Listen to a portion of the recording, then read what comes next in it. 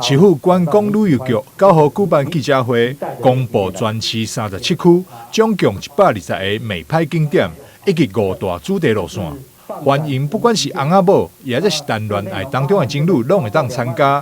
只要是前往任何一个推荐的地点翕相，并上传相片到活动的网站，人气上悬的朋友，就会当免费去分析相片。一港的爱情专车、饭店大寿券，还有甜蜜的伴手等多项好礼。